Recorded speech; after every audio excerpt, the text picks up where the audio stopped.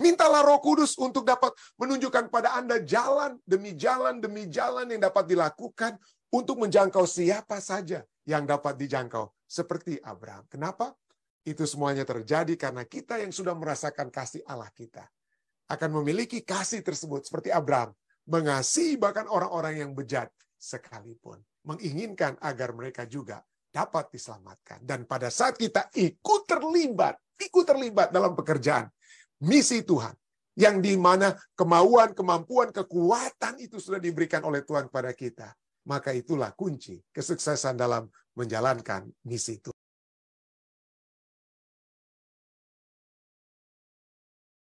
Yesus adalah pengantara kita, dan kita meneladani tindakan Yesus, melandani bukan hanya ajaran tapi tindakan Yesus, kita juga harus menjadi pengantara bagi orang lain, mendoakan orang lain, membawakan mereka di dalam doa-doa kita. Saya seringkali mendengar orang bertanya, ya. Inilah bagian pertanyaan kita ya. Kita mulai dengan di bagian tambahan ini ya. Saya seringkali mendengar orang bertanya begini, mengapa kita harus berdoa? Mengapa harus berdoa ya bagi umat manusia? Kenapa kita harus mendoakan pendeta? Bukankah Allah telah berencana untuk menyelamatkan manusia? Bukankah itu rencana Allah untuk menyelamatkan manusia? Bukankah bahkan Yesus sudah dikirim dan Roh Kudus sedang bekerja bagi keselamatan umat manusia sekarang ini ya? Kenapa kita harus apa? Kita harus juga berdoa bagi umat manusia. Apakah kita berdoa? Apakah kita berdoa itu untuk meminta Allah yang Maha Tahu dan Maha Kuasa untuk melakukan sesuatu yang Dia sendiri sudah berkomitmen untuk lakukan? Ya? Apakah itu? Ya? Apakah itu yang apa? Yang pada saat kita berdoa, Tuhan tolong si A Tuhan, tolonglah dia untuk dapat mengenal Engkau Tuhan. Apakah itu bukan sudah rencana Tuhan supaya si A itu atau si B atau si C untuk mengenal Tuhan? Dan bukankah komitmen Tuhan buat mereka itu untuk apa? Untuk selamat. Nah, kalau kita berdoa itu tujuannya apa? Kenapa kita harus berdoa? Supaya Allah tahu, ya. Supaya Allah tahu. Kita sudah pelajari, ya. Dan saya akan terus ulang-ulangi. Pada saat kita berdoa kepada Tuhan, bukan itu tujuannya bukan hanya supaya si A, si B, atau si C itu dapat diselamatkan. Bukan tujuannya supaya Tuhan yang Maha Tahu, Tuhan yang Maha Kuasa itu tahu sesuatu yang kita baru mau kasih tahu kepada Dia. Kita berdoa karena tujuannya supaya kita, bukan mereka, bukan hanya Tuhan tahu, tapi kita tahu apa yang kita mau. Kita memiliki kasih kepada orang-orang kita. Kita pada saat kita berdoa, karena kita memiliki kasih, Tuhan si A atau si B. Kita tidak akan pernah mendoakan orang yang kita yang kita tidak kasih dengan kata lainnya. Pada saat kita mendoakan seseorang, walaupun dia adalah musuh kita, tapi kita mau di atas daripada rasa marah kita atas apa yang dia lakukan, saya mau dia tetap untuk diselamatkan Tuhan. Jadi fungsi daripada pentingnya doa itu adalah bahwa kita yang menjadi kita menjadi umat yang digunakan oleh Tuhan. Dan kitalah yang mendapatkan kekuatan. Pada saat kita berdoa, kita tahu apa yang kita mau lakukan, apa yang kita mau untuk terjadi maksud saya. Dan kita minta Tuhan berikanlah kuasa kepada saya. Tuntunlah saya untuk dapat membantu si A, si B, atau si C untuk mengenal Engkau. Kita memiliki ketergantungan dengan Tuhan pada saat kita berdoa. Jadi fungsi pertama daripada doa itu bukan hanya buat si A, B, C, atau supaya Tuhan tahu. Tapi supaya kita tahu apa keinginan kita, tahu apa yang kita mau, tahu bahwa kita membutuhkan hubungan yang lebih dekat, lebih erat dengan Tuhan. Kenapa? Karena kita berada dalam satu misi. Misi Tuhan ini, kita sudah pelajari ya, ini misi itu dimulaikan oleh apa ya? Dimulaikan dari Tritunggal kita. Allah Bapa, Allah Anak, Allah Roh itu apa? Bekerja bersama dalam misi tersebut. Itu misi Tuhan, betul. Itu adalah komitmen Tuhan, sudah, betul itu. Apa bagian kita? Nah, ini dia, satu statement yang ditulis dari Jürgen Moltmann di tahun 1977 ya, bukunya yang berjudul The Church in the Power of the Spirit. Ya, di halaman 64 dia katakan apa? Bukan gereja yang mempunyai misi keselamatan yang harus dipenuhi di bumi. It is not the church, bukan. It is not the church that has a mission of salvation to fulfill in the world. Bukan gereja yang punya misi keselamatan yang harus dipenuhi di bumi. Oh, ini gereja Visdak, ada tujuannya apa? Ya, untuk supaya orang-orang di Plainfield atau di South Plainfield, supaya mereka apa? Supaya mereka mengenal dengan apa yang kita dapat lakukan. Kita jangkau, ketuk pintu dari pintu, dan lain sebagainya. Itu bukan misi keselamatan yang, bukan gereja yang punya. Bukan gereja Visdak yang punya. Tapi apa? Itu siapa yang punya? Misi tersebut adalah misi dari Bapa yang melibatkan gereja. Ini penting sekali. Kenapa? Kita hanya diikut sertakan. Kita hanya dilibatkan dari misi yang sudah dilaksanakan. Jadi yang punya misi itu bukan saya, bukan kita, bukan gereja Visdak. Lalu kita punya rencana, kita buat program. Betul, rencana program bagus. Tapi jangan kita doanya, Tuhan, kami sudah buat rencana, kami mau buat ini, kami mau buat itu, inilah yang kami akan lakukan, Tuhan, tolong berkati rencana kami ini. Berkatilah rencana kami ini. Bukan. Pertama-tama yang harus kita lakukan, sebelum kita bikin apa-apa, kita berdoa, kita berpuasa, Tuhan, tunjukkanlah rencana. Apa yang Engkau ingin supaya terjadi kepada orang-orang di Plainfield, di South Plainfield. Ya, apa yang akan terjadi? Tunjukkanlah Tuhan. Tunjukkanlah jalanmu, tunjukkanlah rencanamu, dan kami akan melakukan apa yang Engkau tunjukkan. Kenapa? Itulah ketergantungan kita. Kita bukan lagi bersombong, oh ini saya pendeta Visdak, oh, kami jemaat Visdak, kami sudah buat ini dan itu, dan lain sebagainya. Kami sudah buat rencana, dan Tuhan berkati rencana kami. Oh, bukan begitu. Tuhan yang berencana. Tujuan kita apa? Bekerja sama dengan rencana Tuhan tersebut. Ya. Bekerja sama dengan, itulah sebabnya para ahli-ahli ya bicara tentang misi, mereka katakan ini adalah yang disebut dengan istilah missio Dei, ya, misi daripada Dei itu Tuhan, misi daripada Allah, ini misinya Allah. Jadi kita, apa tugas kita? Kita hanya joining God in His mission, kita hanya bergabung dengan Allah dalam misinya. Itulah misi Tuhan, ya, misi Tuhan.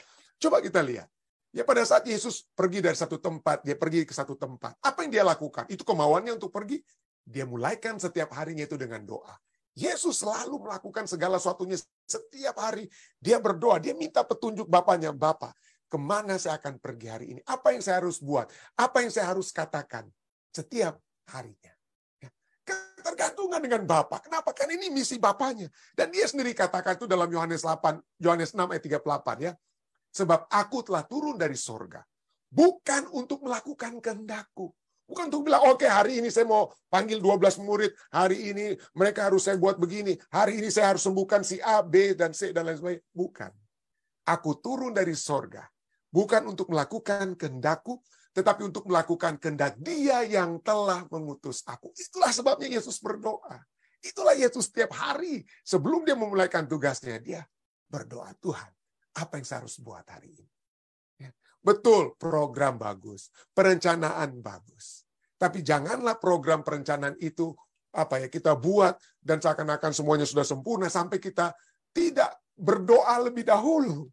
Ya, kita hanya berdoa sesudah program kita buat, baru kita bilang, Tuhan tolong berkati program ini ya supaya ini bisa sukses Tuhan ya. Apa itu yang kita buat terhadap Tuhan kita ya? Allah kita. Ini misinya Dia kok, bukan misi kita. Itu misi Dia. Missio Dei, bukan missio saya. Missio Dei, misionya Allah. Ya. Kita hanya melakukan kehendak Dia yang mengutus aku. Itulah sebabnya, itu yang selalu terjadi. Ya, ada kehendak-kehendak Tuhan, ada program-programnya yang Yesus ingin buat. Tapi apa yang selalu terjadi? Dalam Lukas 22, pasal 142 katakan, Ia menjauhkan diri dari mereka, dari murid-muridnya itu sepelempar batu jaraknya. Lalu Ia berlutut dan berdoa, katanya, ada program, ada rencana yang Yesus mau buat, tapi itu tidak Dia lakukan.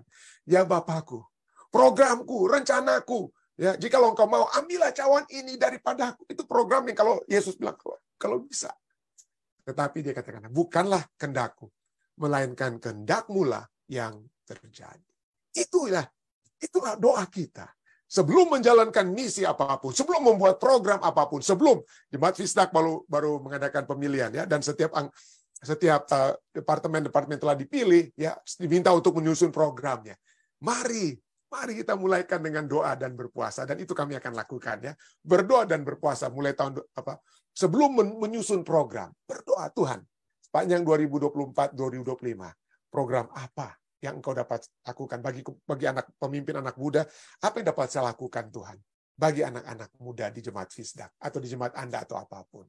Mulai dengan berdoa dan berpuasa sebelum menyusun program. Agar supaya kita menjalankan misi Bapa kita. Menjalankan misi Yesus, melakukan kehendak Bapa dan bukan kehendak kita. Jadi dalam partisipasi, kita semua adalah hanya berpartisipasi, dimasukkan. Jadi dalam partisipasi kita melakukan misi. Bukan satu pilihan untuk mencari kesuksesan. Bukan kita, Tuhan ini program kami, tolong berkati Tuhan supaya sukses. Bukan. Tapi doa adalah unsur utama kesuksesan. Kita minta mana kehendak Tuhan, mana kuat kuasa yang Tuhan berikan. Jadi kita selalu harus berkonsultasi dalam doa. Berkonsultasi sebelum melakukan apapun. Sebelum kita pikirkan rencana ini, rencana itu. Berdoa, minta hikmat dari Tuhan. Minta kuat kuasa, kemauan kuat dan kuasa dari Tuhan. Dalam doa kita dapat mengetahui, kita dapat diarahkan, kita dapat dibimbing, serta dikuatkan untuk melakukan kehendaknya. Ya.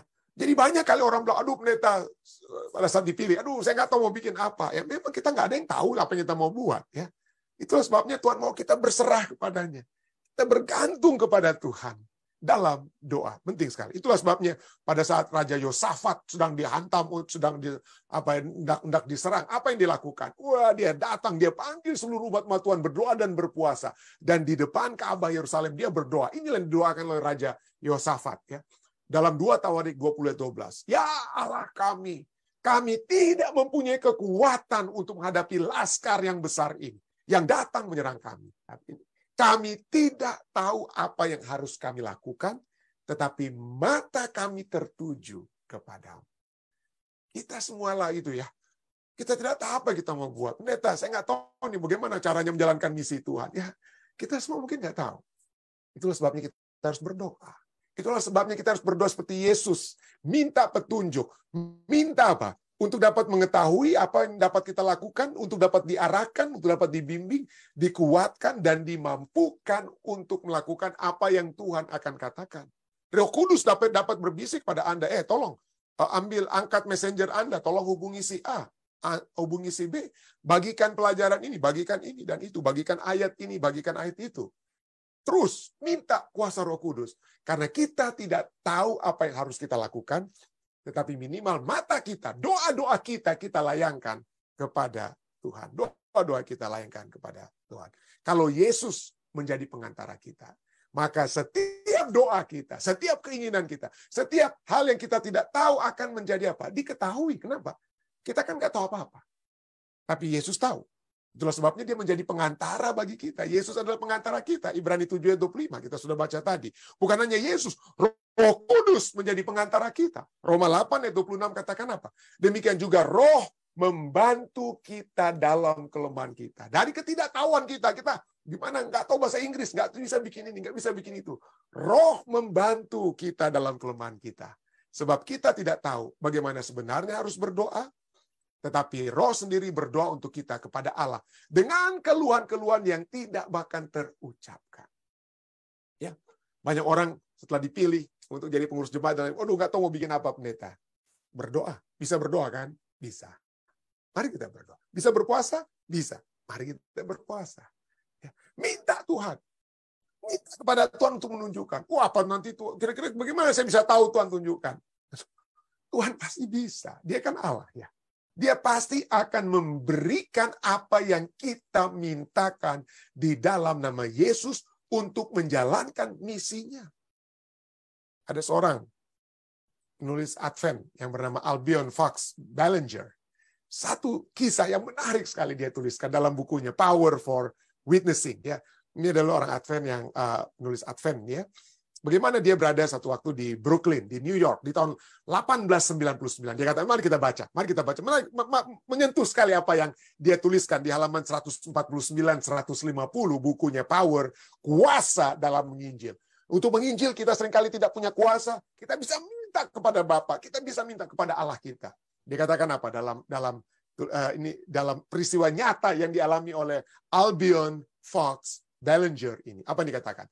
Saat itu terjadi badai salju yang dahsyat pada bulan Februari 1899. Kalau Anda apalagi tahun-tahun waktu itu ya, waduh salju di daerah kami ini, daerah New York, New Jersey itu, waduh tebal-tebalnya itu bisa sampai seperti kalau di Kanada mungkin sampai hampir mobil pun tertutup. Saya selama ini hanya sempat mobil saya hampir tertutup dengan badai salju. Tapi ini di tahun 1899, terjadilah badai salju yang dahsyat pada bulan Februari 1899. Jalan-jalan di Brooklyn, New York, tertutup salju. Tram-tram, yaitu bus-bus atau kereta-kereta listrik tidak dapat berjalan. Dan selama berhari-hari tidak ada upaya yang dilakukan untuk membersihkan apapun.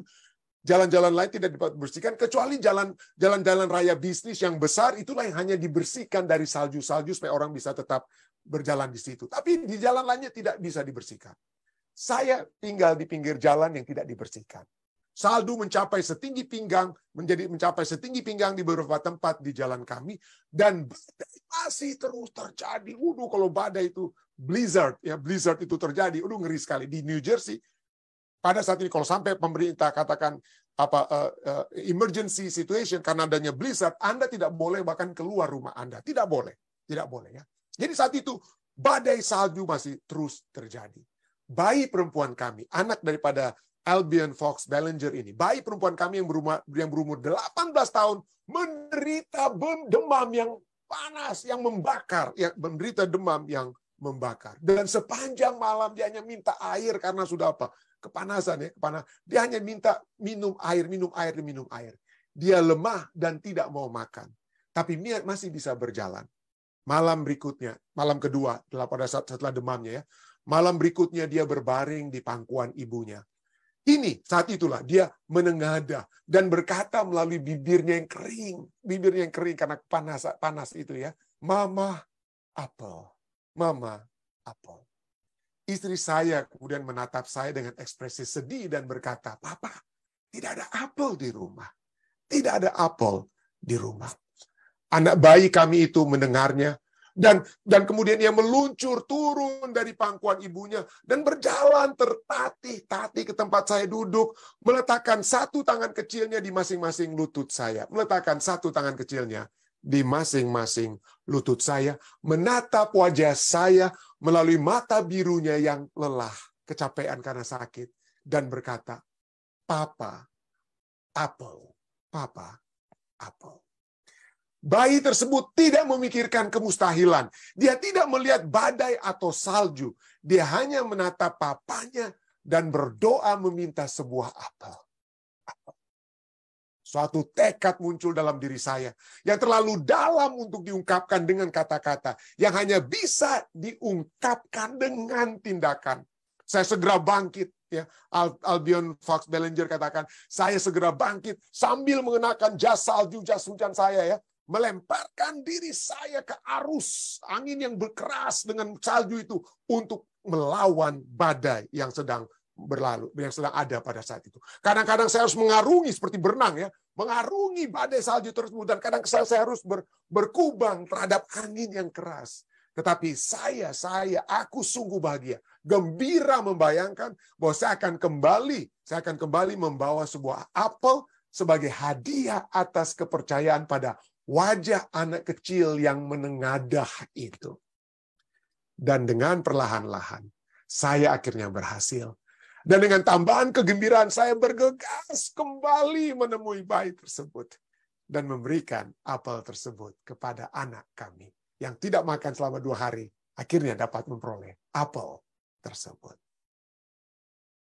Firman Tuhan dalam Lukas 11, ayat 11-13 katakan, bagaimanakah di antara kamu, jika anaknya minta ikan daripadanya, akan memberikan ular kepada anaknya itu ganti ikan? Atau jika ia minta telur, akan memberikan kepadanya kalajengking?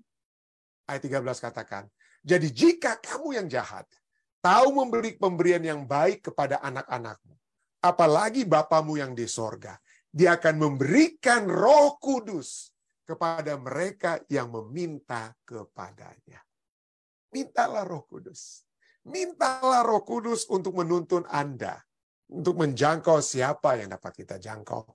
Mintalah Roh Kudus untuk mengeluarkan kata-kata yang dapat keluar dari mulut Anda. untuk menjangkau orang-orang yang dapat dijangkau. Mintalah Roh Kudus untuk dapat menunjukkan pada Anda jalan demi jalan yang dapat dilakukan untuk menjangkau siapa saja yang dapat dijangkau seperti Abraham. Kenapa? Itu semuanya terjadi karena kita yang sudah merasakan kasih Allah kita akan memiliki kasih tersebut seperti Abraham, mengasihi bahkan orang-orang yang bejat sekalipun, menginginkan agar mereka juga dapat diselamatkan. Dan pada saat kita ikut terlibat dalam pekerjaan misi Tuhan, yang di mana kemauan, kemampuan, kekuatan itu sudah diberikan oleh Tuhan kepada kita, maka itulah kunci kesuksesan dalam menjalankan misi Tuhan. Kiranya ini dapat menjadi pelajaran bagi kita semua. Saya bawa ini dalam nama Yesus. Amin.